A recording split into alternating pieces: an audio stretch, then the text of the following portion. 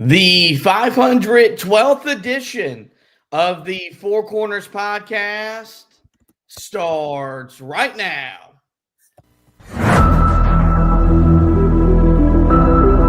This is the Four Corners podcast.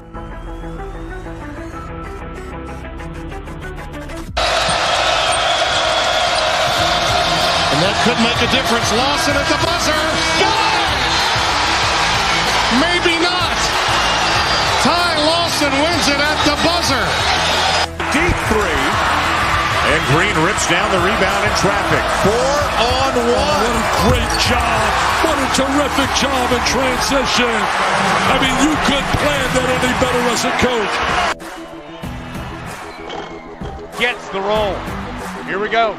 Page has it. Carolina down one. 84-83. Page into the front court with 4 seconds. Page to the rim. Got it! He got it! 9/10 of a second to go. Inbounds. Washington gets it to Warren. His full court shot. No good. Marcus Page baby. Does it for the Tar Heels. Carolina wins it. Don't force it if you're Goss. Comes in. Blocked by Meeks. Buried up ahead to Jackson. And he tucks it down for the 5-point lead. Matthews off the mark. And this year, the confetti is going to fall for North Carolina. They're not going to be denied this time. Inside 30 overall. Love, top of the key. Oh! Big time delivery. Here are your hosts, Josh Marlowe and Anthony Pagnotta. Hello and welcome into another live edition of the Four Corners podcast.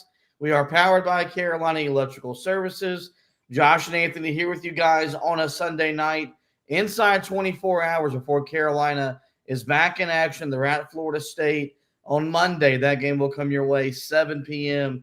over on ESPN as the first game of a triple header of ESPN's Big Monday coverage, as tomorrow will start the final 2 weeks of the regular season, which means that, we're getting closer and closer to the start of Champ Week, and we're now 3 weeks away from Selection Sunday. And as of right now, Carolina on the outside looking in to be members of the 2025 NCAA tournament. We're here to tell you, or we're here to preview tomorrow's game against the Seminoles. We'll tell you everything you need to know about Florida State. Look at this game from Carolina's perspective, discuss kind of what's on the line and what's at stake for Carolina tomorrow night before we, of course, give our keys to the game and pick the game. But we start every edition of the pod, as we always do, with the pod thought of the day. We go to former Carolina basketball head coach Roy Williams for today's pod thought, and that thought is, quote, "I would like to encourage all of you to tell people what they mean to you," end quote. We know that when Roy Williams walked away, he talked about how much he'd missed the games and practice in the competition. But what he was going to miss the most was the relationship. It kind of hit me today. We kind of talked about how Jalen Withers has this sense of urgency as a starter because he's playing in his final games at Carolina. So is RJ Davis. We're about to watch the last 2 weeks of his regular season career at UNC. I think his senior night game will be as emotional as we've maybe seen since, Marcus Page, Joel Berry, and Theo Pinson all came through the program. And y'all guys know how I feel about RJ. Anthony has a lot of high thoughts about RJ as well. And it's why the stress at the beginning of the year and all non-conference season was, man, build a team around him that could get back to the tournament, get back to the second weekend, and maybe get back to the Final Four. Well, right now we're just trying to make the tournament and just give this kid, the number 2 all-time leading scorer in program history, a top 5 scorer in ACC history, a chance to compete on that stage one more time, and not further, complex his legacy as a Carolina basketball player. And so kind of what my message is with that pod thought of the day is, we can't tell RJ what he means to us just yet. We'll be able to do that on his senior night. But guys, we need to enjoy the last few bit of games that we're guaranteed to have with him. We know we have, 4 games left in the regular season. And then from there, we don't know. You could have as many as 4 games in the ACC tournament. You could have as few as 1. You could have 6 games in the NCAA tournament if you make it. You could have 1. But nonetheless, I think him and Jalen Withers are 2 guys we need to enjoy watching because starting tomorrow night, they only have 2 weeks left of regular season basketball in their UNC careers. Yeah, and it's amazing to say that, we have to enjoy the end of Jalen Withers because I think there was a time where, we were kind of going to enjoy the fact that we wouldn't have to see him play in a Tar Heel uniform moving forward. And now we're talking about a guy that's been so impactful for Carolina here down the stretch of the season. It's a big reason why Carolina's on this win streak now, and it has sort of turned this into, a team that some of us are starting to believe in just a little bit. So yeah, it's going to be interesting to watch him down the stretch. But I mean, for RJ, yeah, you're watching a storied career come to an end. And I know that this season has not been the finish that I think most of us envisioned for him in terms of the way that he's performed personally and the way that this team has performed. But there's still time to do something special here. There's still time for this to result in another tournament appearance, for him to really carry the team there. And, it's been up and down throughout the year, I think in large part due to, the injury that he suffered. I believe it's his thumb this time around. A couple of years ago, it was his index finger that was the issue for him. And so, unfortunately, that's part of the legacy for him is that he's had to deal with injury-filled seasons, 2 times now in the last 3 years. And this time, hopefully, him and the teammates around him are able to drag themselves into the NCAA tournament.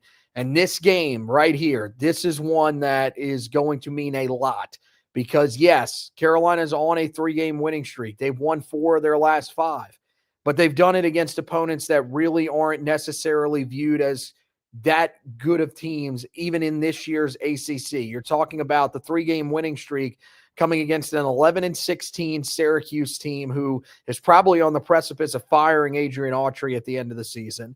An 11-16 NC State team that is more than likely looking at missing the ACC tournament a year after making an unbelievable run to the Final Four, and a Virginia team that just went under 500, now 13-14 on the season, that could be commencing their own search for a new head coach this offseason if they don't hold on to Ron Sanchez. Now you're getting ready to face a Florida State team that has pulled some upsets, that has been a thorn in the side of some teams in the ACC, and is still 16-11. They're not a team that's going to make the NCAA tournament, barring a deep run, more than likely probably having to win the ACC tournament, but they're still going to give you issues. So I think this game's going to mean a lot for Carolina's chances to get RJ and Jalen Withers back to the NCAA tournament.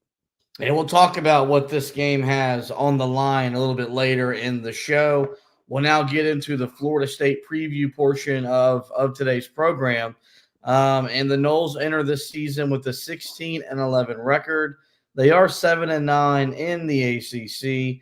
At home in the Tucker Center, they are 9-4. So, they have a lot of wins at home, but they've got a handful of losses on their home floor as well. They do just have 2 players that average double-figure scoring, led by Jameer Watkins, who averages 18.1 points per game, 5.4 rebounds, 2.1 assists. He shoots 42% from the field, 33% from 3. And then Malik Ewan is the other guy to average double-figure scoring, 14.4 points, 8 rebounds, 1.7 assists. He's shooting 59% from the field. And what's been an up-and-down year for the Noles, we first learned that Leonard Hamilton was being sued by a handful, I think, of still current Seminole players and former FSU players for lack of NIL funding. These were guys that were promised NIL paychecks in recent years, and that money never came through. And then that ultimately led to an announcement we learned a few weeks ago where this was going to be his last year as the FSU head coach. This is a move I think we've been anticipating as much as any here in recent memory, while the conference has lost legends like Roy Williams, Coach K, Jim Boeheim, and Tony Bennett. Leonard Hamilton is an ACC legend. The job he's done in Tallahassee can't be understated. I mean, you talked about a guy that built a program into a annual contender in the ACC, one that would compete for regular season championships, would compete for conference championships as well, but has been a program that in the modern era of college basketball, i.e. the transfer portal and the NIL, they haven't been the same program they were at the back end of the 2010s when they were consistently winning 20-plus games and consistently going to the second weekend of the tournament every single year. So when you look at this year's Florida State team, the record would suggest that they are up and down. Their record would suggest that they are mediocre, but they have a guy that can fill up the bucket, that can score the ball as well as anybody in the conference. And they're also playing for a coach who we talked about. These are the final games for RJ and Jalen Withers. These are the final games for Leonard Hamilton as well on the sidelines. And he would love nothing more than to get an upset win over Carolina and derail their chances to make the NCAA tournament. Maybe they can get hot and make some noise in the ACC tournament in a few weeks. You just never know. But what do you make of this Florida State team that I think regardless of record and circumstance, they're poised to pose a challenge to Carolina on Monday night? Yeah, there's no question about it. I mean, you go back to the game that they played against Wake Forest. That was a game that going in, people really didn't give them much of a chance to win. Most people thought they were playing a tournament team.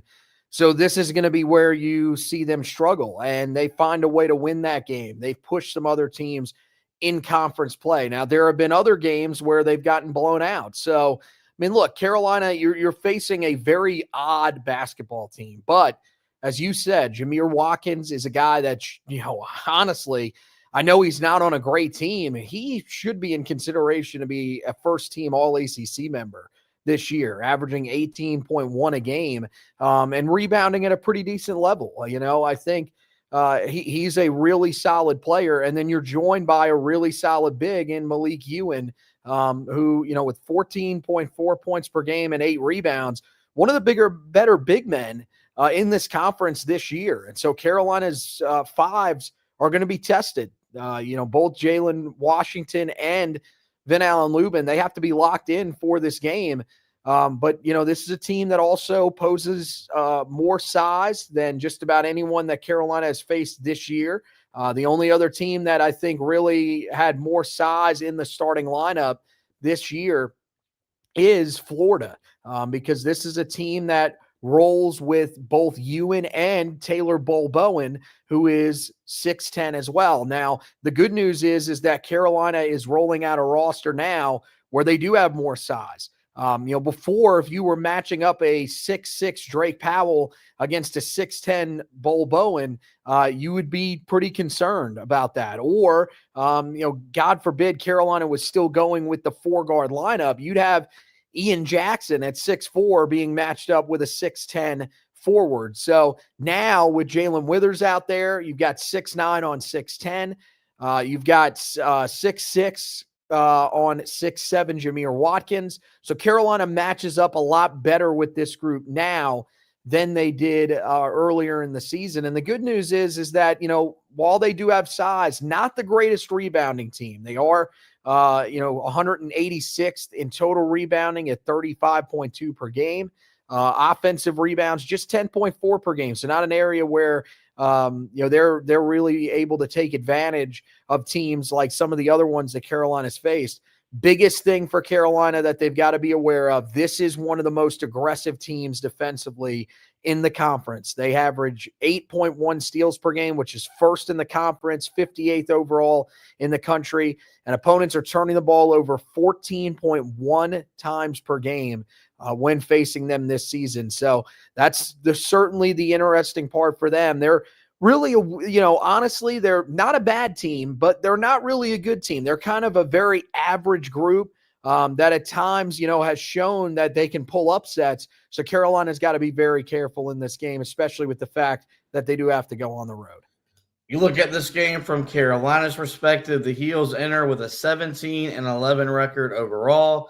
They are 10-6 in the ACC so far this season. Away from Chapel Hill, Carolina is 4-6 with the road wins being Hawaii, Notre Dame, NC State, and Syracuse.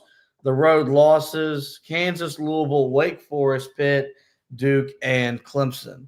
Carolina still has 4 players averaging double-figure scoring, led by the All-American R.J. Davis at a 17.3 points per game, 3.7 rebounds, 3.8 assists. He is shooting 40% from the field, 31% from three. Ian Jackson, the second double-digit scorer, 13.7 points, 3.2 rebounds, 0.9 assists. He is shooting 48% from the field, 40% from three. Seth Trimble, the third double-digit scorer, at 11.8 points, 5.5 rebounds, 1.4 assists. He is shooting 43% from the field, 28% from three. And then Elliot Cadeau, the last double-digit scorer for Carolina, he is averaging 10 points, 3 rebounds, 6 assists. All those numbers are flat non-numbers. There's not a point something different, and I rounded up. They are all 0.0 in terms of points, rebounds, and assists. He is shooting 45% from the field and 31% from three. Let's now transition into the discussion topic for tonight's game. Carolina, as we mentioned, has won 3 in a row. They've won 4 out of 5. And they're starting to turn people into believers that they're going to do what they got to do to make sure that they have a chance to compete in the NCAA tournament. A win on Monday would be their 4th in a row, which would tie their season-long winning streak from back in early January, when we first thought this team was turning the corner and becoming a team that could compete for a double bye in the ACC tournament. That obviously was not the case. After Carolina won 4 in a row, their season really started to spiral out of control. With Carolina on the outside looking in, and still having some work to do in terms of making the tournament, what would a 4th straight win mean for this team right now as compared to the 4-game winning streak they experienced back in early January? Well, I think what it would mean is that the fan base would probably be pretty bought in, especially if you take care of business in the way that you have in the last 2 games. Carolina comes out, controls this game, wins it by double digits. We're sitting here talking on Tuesday morning about the fact that Carolina is, has officially stated that they've turned a corner. And at the least, they're going to, as long as they take care of business against Miami and Virginia Tech, they are going to go into the Duke game with an opportunity, whether it is picking up their quad 1 win there, or if it's picking up that quad 1 win in Charlotte. I think that probably means that Carolina is in position to make the NCAA tournament. So this game, this means a lot. I know this is a quad 2 game. I know that there are some teams. I mean, you look at the bubble today, really only one team that played today of significance. I know Xavier's also on the bubble, but Indiana was the one that picked up a big quad 1 victory and now has themselves firmly on the bubble after it looked like they were kind of in the background, just trying to get themselves into the conversation. For Carolina, this game wouldn't be the exact same, but it would sort of secure the fact that you're one of the final teams battling to make it into the tournament. So I think that's where this game really means a lot, even though it's not necessarily an opportunity that's going to put you into the field. They do need it just to sort of state that they have things turned in the right direction and get the committee's mind thinking about them. Because as I mentioned, 3 in a row is certainly great. And maybe that has got some people that are starting to turn their eyes towards Carolina, but they haven't beaten a team with a winning record in terms of exiting the game with a winning record. That's the thing that they've got to be able to do in this game against a team that comes in 16-11. And I think if they do that, then all of a sudden that sort of changes how everybody starts to think about this 2024-25 Carolina basketball team. The thing I think it does for Carolina is just continue to breed confidence throughout this lineup and throughout this roster. and really continue to fuel and motivate what feels like this late season surge to make the NCAA tournament. There are some games you look at that are Carolina has everything to lose and nothing to gain. I don't think that's a situation like this, because if they lose this game and they beat Duke, then they could still, I think, find themselves in the NCAA tournament.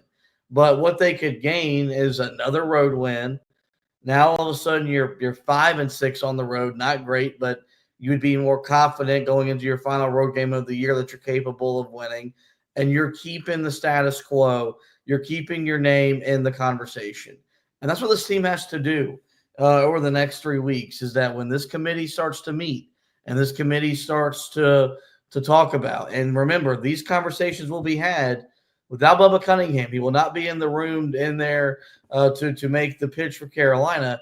You got to make sure that these guys have reason to talk about you, and look at what you're doing and look at the results. And that only matters if you're winning. If you lose and you don't add another quad one win, then this would be a loss that would effectively, I think, keep you out of the NCAA tournament for good. Despite the Noles having a winning record overall, but below 500 in conference play. So, I think, this is a team that everything just looks and feels different since the Syracuse game. And if it's truly the case, if that we're truly at that point, then they go on the road and they win this game. As fired up as Florida State might be to get Leonard Hamilton one final win at home over Carolina, maybe they're trying to jumpstart some late season surge going into the AC tournament. That's all hindsight to the fact that if Carolina is the team we think that we're believing in and the team that's worthy of competing for the tournament, then this is a game that they should be able to go on the road and win. I'm not going to say win going away. I'm not going to say win in blowout fashion, but they should emerge victorious at the Final Horn. So with that, we'll go ahead and get right into our keys to the game before we pick the game.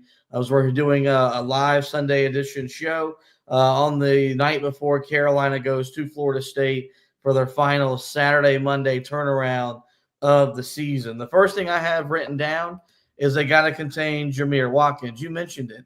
This is a guy that will not get the postseason honors he's going to be deserving of because he plays on a bad basketball team, which means that he'll get overlooked, and guys that haven't been as impactful as he has been on a losing team, a guy that's been less impactful on a winning team, is going to get more postseason notoriety than Jamir Watkins. But when you average over 18 points per game in this league, then you have the capability, of scoring 25, 30 on a given night and fueling your team to victory, carrying your team to victory. Like Virginia, this team just has 2 double-digit scores on their roster. So this is, now, granted, they average nearly 76 points per game, but, they do it more so collectively as opposed to not to having 1 or 2 guys that really carry the bulk of the scoring load. Carolina was phenomenal. They were sensational on Isaac McNeely, the Virginia leading scorer, on Saturday, making it harder for his teammates to produce the way that they produce on a game-in, game-out basis. The same thing applies for Jamir Watkins. If they can make him have to work, if they can make him have to earn, and not just allow him to get comfortable, get confident, and get hot, then I don't know if these other guys will score the way they're used to scoring, and Carolina could kind of run away from this thing. So for me, it all starts and ends with the way Carolina defends their best player, Jamir Watkins. Yeah, I mean, look, we've played multiple games this year where, we said, okay, yeah, maybe taking away their best guy, maybe that's not the solution because we know that he's just too talented. We've seen it with Maxime Reynaud and with Tyler Bilodeau from UCLA. Those are the 2 that really come to mind for me. And, those are 2 very different results. Although I will say both of those games, the guys went off and you were in position to lose both games. Carolina just found a way to grit one out against UCLA. But you put yourself in a scenario where it is almost impossible to have a good defensive performance if you can't slow down their best player. And I think that's what they got to do with Jamir Watkins. You've got to just find a way to try to take him out of the game. Make someone else beat you. And if other guys do, if they have that big of nights, there's really nothing that you can do because, Tyler Bowen, good shooter from the outside, certainly something that Carolina needs to be aware of. But, there's not really another guy that looks like they are that efficient from, from the 2-point arc or from the 2-point land or from beyond the arc. So, I look at this group. I don't see guys that can take over the way that Jalen Blakes could for Stanford, the way that UCLA roster had with multiple guys that could take over the game and did at a time in that first half. You don't see those types of scores throughout this roster. It's really only Ewan, which, look, Carolina's done a better job guarding big men here in these last few games. And really since that game against Boston College, big men haven't really caused them a major issue. That's something that they got to avoid, is falling back into a situation like they ran into against Boston College with two very physical bigs that were able to go to work on them. But if they can hold their own against Watkins, sort of limit what Ewan can do, or even hold him to his season average, I don't think that Florida State has the guys around Jamir Watkins and Malik Ewan to be able to compete with Carolina in this game. The second key to the game that I have written down here is limit your turnovers and make your free throws. This is a road game. We mentioned Carolina's record away from home. It's not good. They're 4-6. And a big reason why is they turn the ball over more on the road than they do at home, which isn't abnormal, but for this team, it's really been a big negative, and it's really hindered them from winning games, let alone competing in games. But also, this team has not been nowhere near as aggressive away from Chapel Hill, getting to the basket, forcing the issue, and living at the foul line, as opposed to what they've done at home. Yesterday, they were 18 of 22 from the foul line. You go on the road and you get 18 points with the clock stopped. I think that would go a real long way in terms of Carolina finding a way to win this ball game. So I'll be interested to see how short the leash is with Elliot Cadeau. Back-to-back games, Elliot has committed a pretty bad turnover, and Hubert Davis has taken him out. Same thing happened with Seth Trimble in the game yesterday as well. Committed a bad turnover. All of a sudden, he's sitting on the bench. That's a good thing. That tells you that Hubert Davis is no longer messing around. He is coaching with the sense of emergency, and he wants his players to play that way as well. And there's going to be consequences for your actions. But on the flip side, these guards got to be aggressive. They've got to be in attack mode, looking to run off of makes, looking to run off of misses, and force the issue, put pressure on the rim, draw fouls, and then get to the foul line and make your foul shots.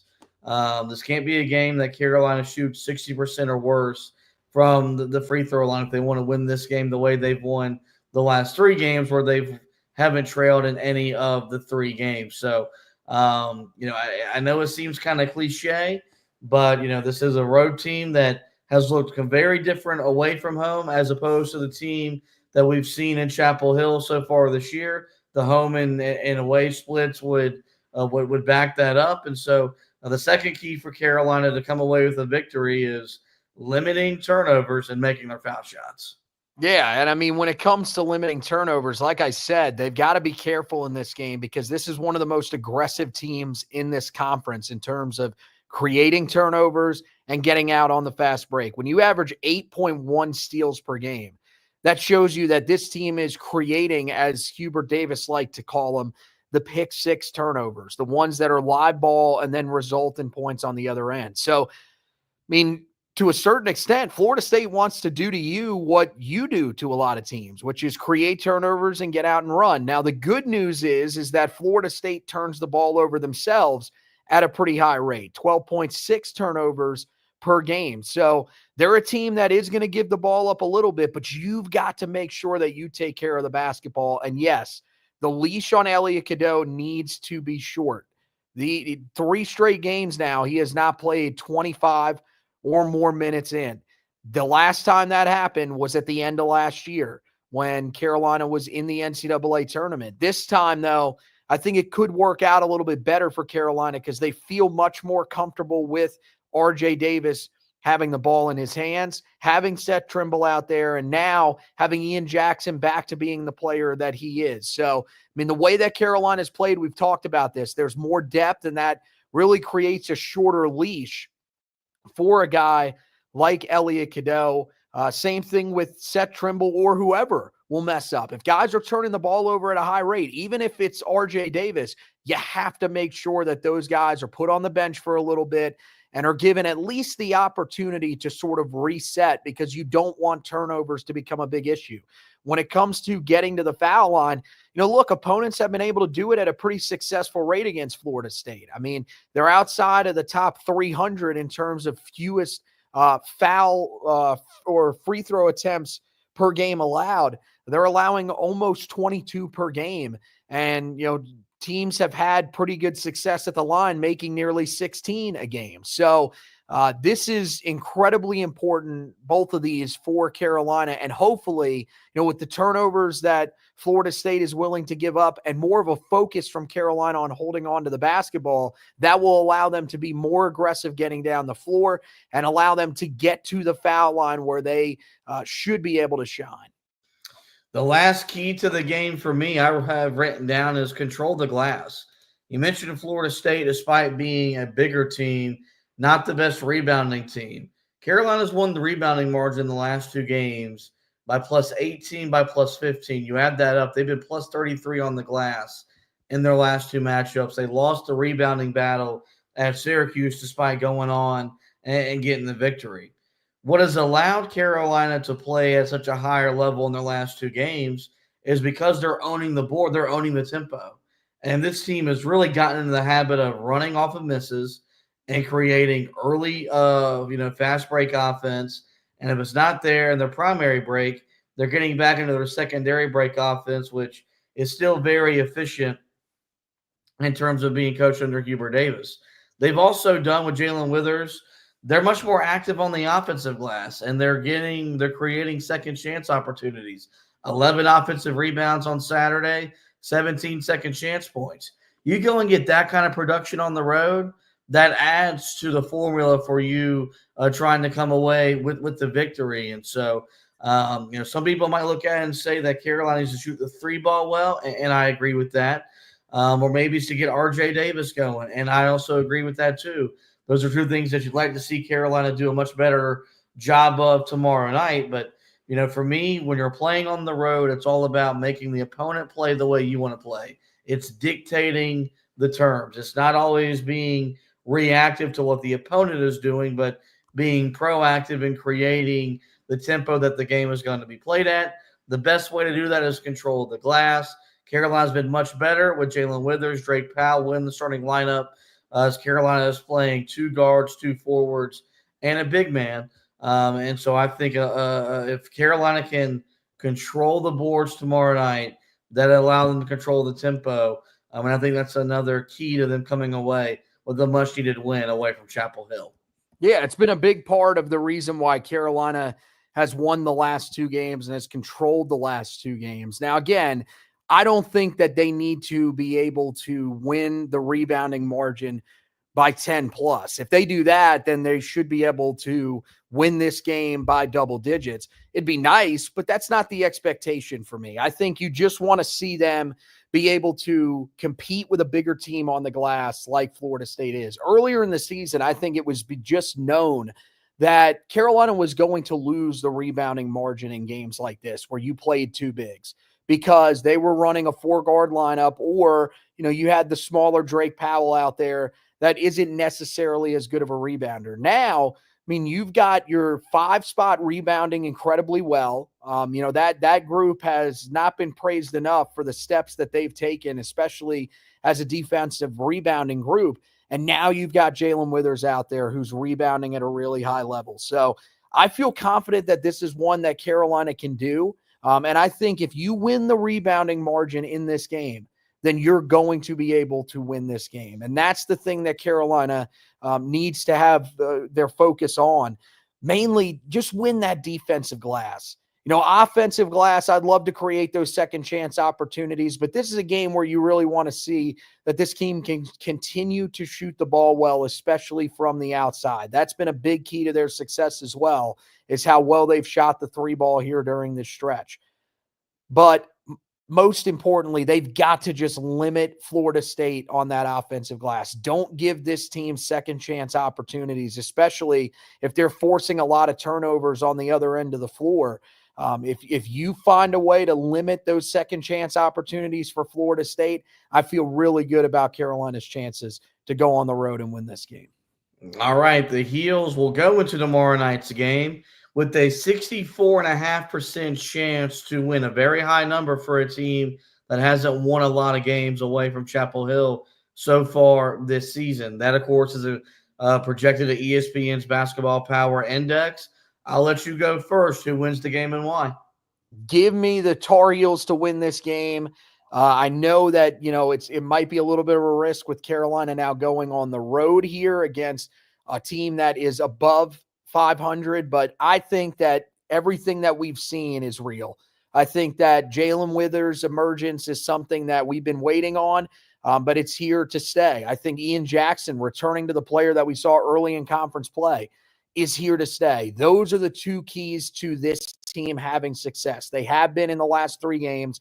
They will be in this game as well. I think you continue to see those guys perform well. I think maybe RJ Davis shoots the ball a little bit better in this game after, a tough stretch. We've seen him, throughout the year. It's been sort of a roller coaster, but I think we're going to start to get to one of those high points for him in this game. And I like the way that the Fives have been competing. I know they haven't been great. I know they haven't been taking over games, but I definitely like the way that Vidal and Lubin's been able to score. And I like the way that those guys have been defending. I mean, look at the way that Carolina protected the rim the other day, especially early against Virginia Tech. I think they're going to be ready for a bigger Florida State team that's going to want to try to intimidate Carolina with their size.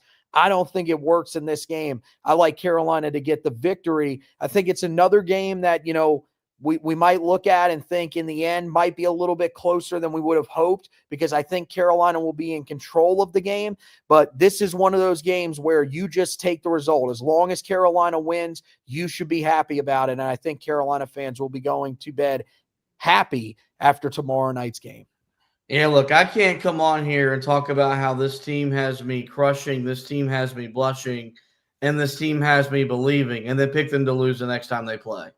And look, I know this team hasn't done enough to build up that kind of trust and faith in them, but I'm there, man. There's just – I like where this team is at. I like the vibe. I like the aura.